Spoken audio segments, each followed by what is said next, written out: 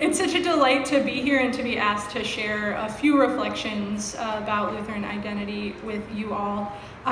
Jonathan read that list out loud of the questions we were supposed to address, and I'll confess that it left me feeling a little bit like a first-year seminarian preaching your first sermon, like you want to say everything, and that's, and that's not possible, thankfully for you guys.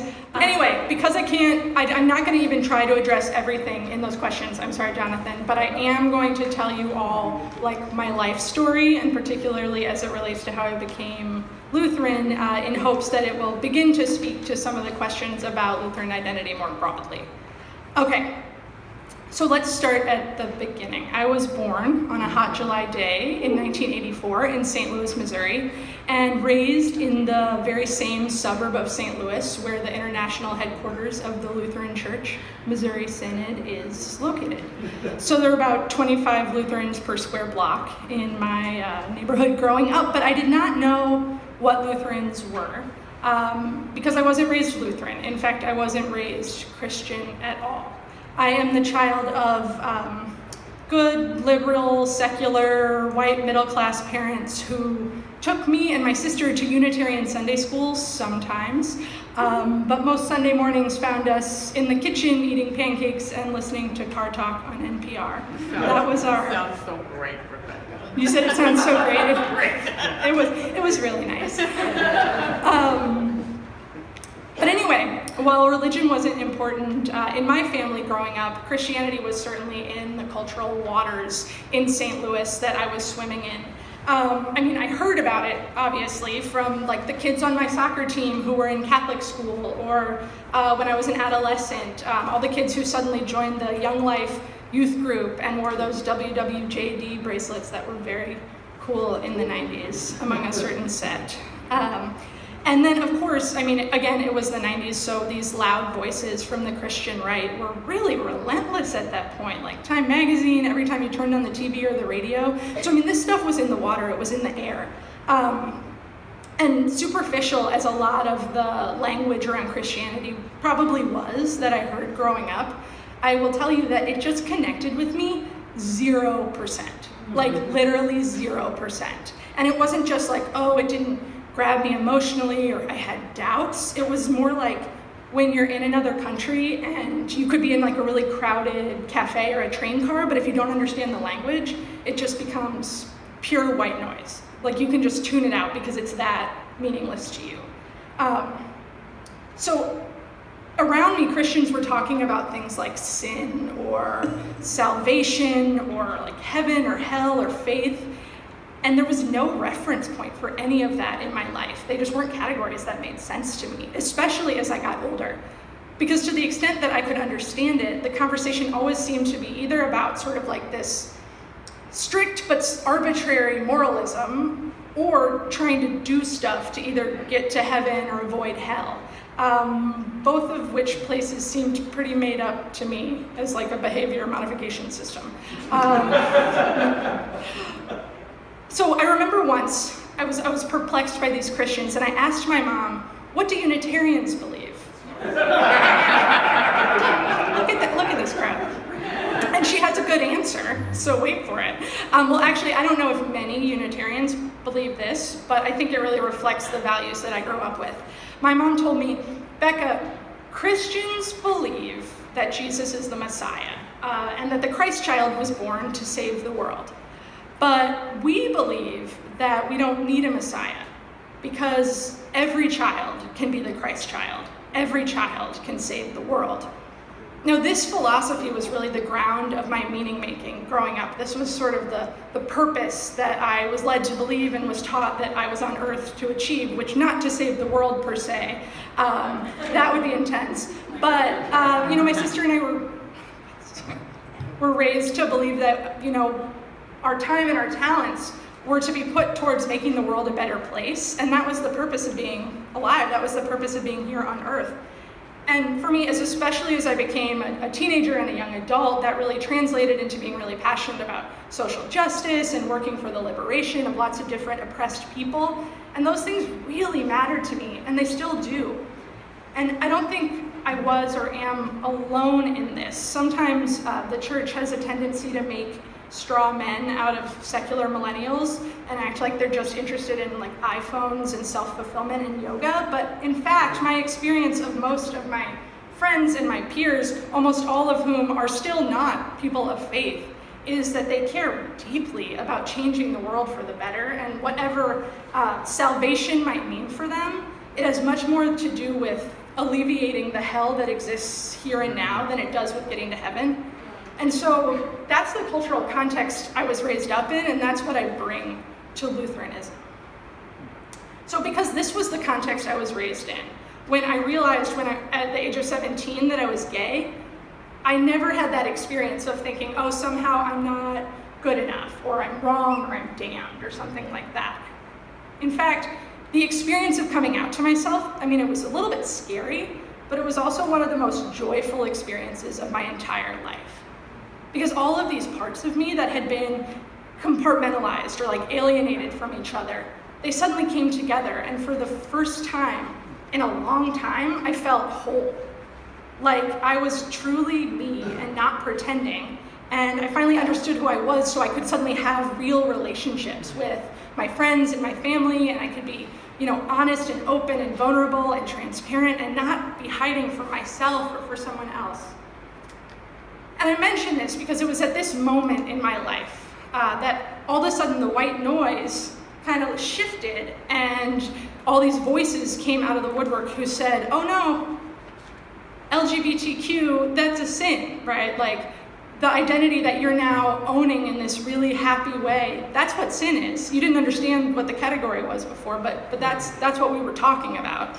That was apparently the answer to the WWJD question. So, but like the thing is, this didn't hurt my feelings so much as it just boggled my mind. It was such a category error for me. Because this experience I was having where I really felt like the sun was coming up in my life was what Christians meant by sin. That was just like, so it cemented for me this like utter disconnect between Christian theological language and real life as I was experiencing it. Now, to say that that disconnect was real and it was there is not to say that I wasn't interested in God or in spirituality. In fact, especially as I got to college, where I was still trying to become a civil rights lawyer and just being slightly insufferable and marching in like a march or a rally every week, I also found myself increasingly drawn to questions about spirituality and what that mystery at the heart of the universe was, about transcendence. So I took a Jewish studies class because I sure wasn't going to take a Christianity class. And I was fascinated. I was so interested in how these people throughout the history of Judaism had connected their daily living to the divine through ritual and through practice. And I experimented with Jewish observance. I got involved in the Jewish community at my college, and I took all the classes that I could. And then when I ran out of Jewish studies classes, I kind of tiptoed over and started taking some classes around Christianity. And again, I was just drawn into the history and the aesthetics, into medieval theology and poetry, into Christian art and literature. And so these categories of Christianity, they still didn't connect to my life per se, but I was drawn into this internal system of meaning that I found very beautiful and fascinating. So after college, don't worry, this story's almost over, but after college, I moved to New York City to work in the nonprofit world. But I kept talking to friends about religion and God and trying to just figure it all out. And then one January, a coworker whom I liked to talk philosophy and religion with on my lunch break invited me to come to church with him and his girlfriend. Because she was Lutheran, as it turned out, and this was the church that she went to. And he thought I might like to come because they were having a prayer service in support of gay clergy. This was before 2009. So, and he thought I might think it was interesting. So I was like, okay, I'll go, which is how I first stepped through the doors of St. John St. Matthew Emmanuel in Brooklyn. And it was Reconciling in Christ Sunday in 2007. I didn't know what to expect, but I loved the acceptance and the outspoken inclusion and the commitment to justice that I experienced there. And I loved the pastor. I don't think David Parsons is here, is he? Oh, what a bummer. I was gonna embarrass him, but that's okay. He's great. But more than any of that, I just unexpectedly fell in love with the liturgy. And it drew me back. I came back the next Sunday, and then I came back the Sunday after that. And pretty soon I was there almost every Sunday, and I found myself getting invited down to coffee hour just to chat with people.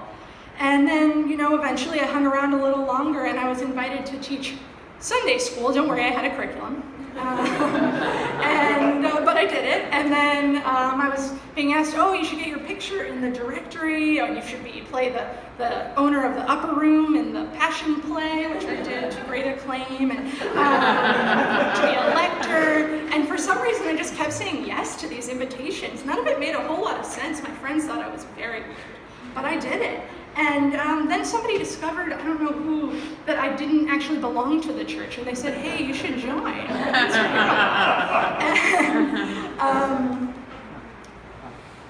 And so I said, okay, but I'm not baptized.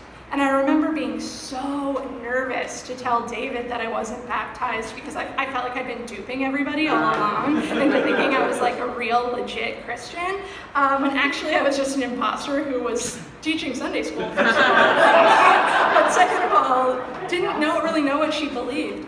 But instead of scrutiny and shame, all I got from him was warmth and welcome and an invitation to start talking about what baptism means. And I would get so nervous again before these meetings because I thought I had to have some profound theological thing to say or questions, or I had to be able to articulate belief in some way. And instead, I was just always treated like I was enough already. And like it was enough for me to just be there and be me and have my questions.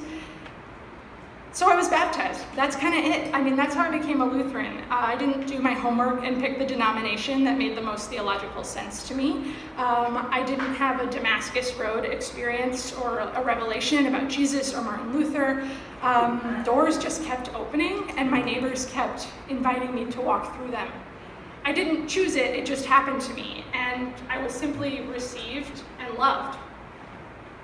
I realize now that that is a very Lutheran thing to have had happen to me.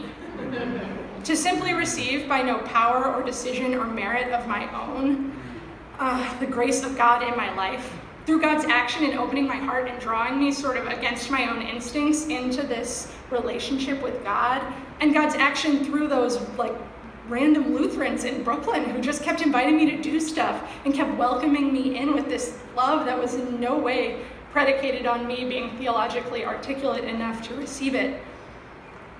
For years, Jonathan mentioned that we journeyed through candidacy together, and if any of you have been through candidacy, which I feel many of you have, you have to write a lot of essays, and you always have to be telling your story. And for years, I tried to put this whole story into some kind of transactional framework, where it was like I had these values, and then I realized that Christianity and Lutheranism really clicked with them, and then I just they supported each other, and I went forward. But I'm coming to terms more and more with the fact that I didn't do anything. This is not a transactional story. All I did was receive buckets and buckets of pure, free grace. Sort of against my own will and better judgment, this is what happened. So we've been asked to speak to what we believe is at the heart of Lutheran identity. And for me, what's at the core of all things Lutheran is relationship. It was the relational framework of Lutheranism that finally made Christianity make sense in terms of my life. Sin, if it's a list of no-nos, does not connect for me. But Luther's Augustinian understanding of sin as a way of being turned in on oneself and letting the self serve as the horizon of your world, and thus seeing others as objects, being disconnected in that way, that spoke to my life. Not just to the systems of sin that I saw out there in the world that I wanted to change, but to my own existential experience of being trapped in that myself. And then grace, if grace is just a get out of jail free card, that doesn't make a lot of sense to me. But unconditional love that can't be broken or killed, well, that's really powerful. And if faith is trust in God who draws us into relationship, not articulating active belief in a fairly absurd set of propositions, well, I get that.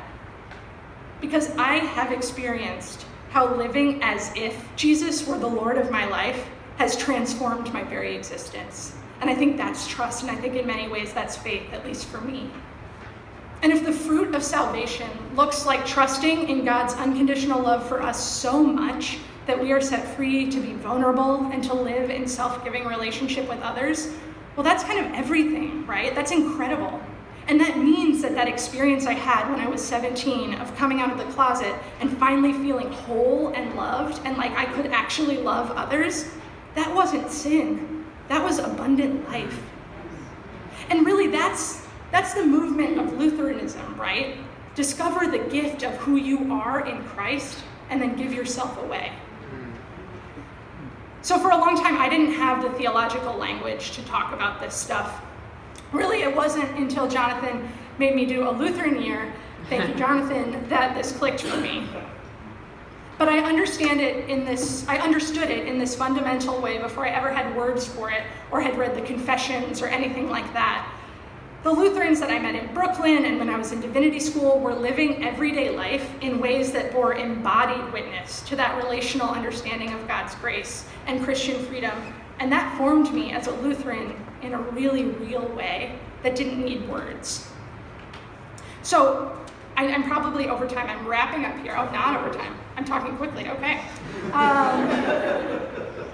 So there's a lot in Lutheran theology that is really rich. I hope we all agree.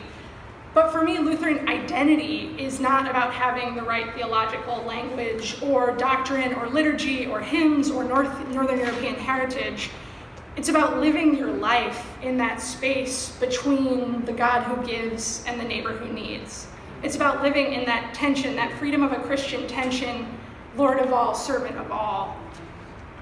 And it's about orienting ourselves in the world in a way that's deeply rooted in that grace that we proclaim, so that our theology and our doctrine and our style of worship are always secondary to loving the other and loving God and loving that other, whoever that is. So you can be a radically welcoming presence, and you can be this person who lives out of abundance towards your neighbors without trying to get them to become just like you. You can even change because God's love won't. So this Lutheran identity and witness to the gospel has something really powerful to offer the church in particular right now, I think.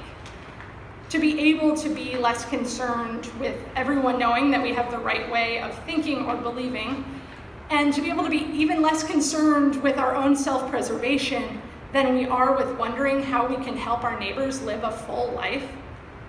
That's a witness that speaks volumes to people over the white noise of theological language and ethnic in-jokes. It speaks volumes to unchurched people like me and my peers. And it's a rich source to draw on as the North American church goes through this experience of dying to the way things have been and dying to itself. Because our theology orients us past ourselves toward God and toward our neighbor. And so we can connect folks who can't connect otherwise. We can be this ecumenical connector, and we can take risks, secure in our trust that no work will save us and no risk will destroy our life in Christ. So let's give ourselves away in love and see what happens. I think the church needs this daring confidence badly right now. And it's our heritage. We have this to offer and we need to claim it. And more broadly, this is the last thing I'll say, I think the Lutheran witness has something to offer today's culture of anxiety and fear and apocalypticism. I think in Luther's time, everyone thought the world was about to end, and I don't think we're really in that different of a place right now. It feels like democracy is teetering a little bit on the brink, and I can name so many horrible things, but I'll just say a few. Like globalized drone warfare and climate change and terrorism. This is scary stuff, right? And I think the myth of progress seems to have collapsed. And these are paralyzingly scary things that we're facing. And I think our task right now as church, as it was for Luther in his time, is to respond in a way that actually speaks to the reality of that experience and is faithful to the gospel. And I think that freedom of a Christian idea offers us something really substantial there. Because Lutheranism, in my understanding, doesn't put much stock in progress. Although we sometimes call ourselves progressive. We don't put a lot of stock in progress, but we put a heck of a lot of stock in Jesus. And it used to bother me this sort of rejection of progress, that we couldn't save the world, we couldn't make it a better place in the ways that I wanted it to get better and better and better. And yet now I find this really helpful. This has been a huge shift for me, because it is liberating to be able to work for the good of this world and to have your work for that good not be the horizon of meaning or the end game. Because in a world like ours right now, that just leads to despair. Instead, we have hope in Christ that allows us to serve life in the face of overwhelming odds against life. And that's a really freeing thing. I think it allows us to do more. And I think it allows us to assume a less anxious, more loving, more generous, more hopeful posture in this world. That's an incredible gift that we have from God, and it's an incredible gift that we can share with others. So I think that's all I'm going to say at this point. I didn't talk about half of those questions, but we'll continue the conversation. Thank you.